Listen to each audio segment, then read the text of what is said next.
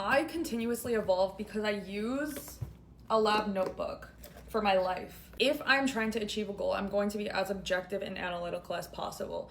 The worst feeling is running in circles and missing an obvious answer. Having your goals and your progress being controlled by your mood, being dependent on if you had a good or bad day, you need to be constantly experimenting, documenting, analyzing, and logically planning your next experiment based on the data that you gathered. Think about it if you're creating content. You post one video, you get feedback in the comments. Based on those comments, you decide to do another video along the same line.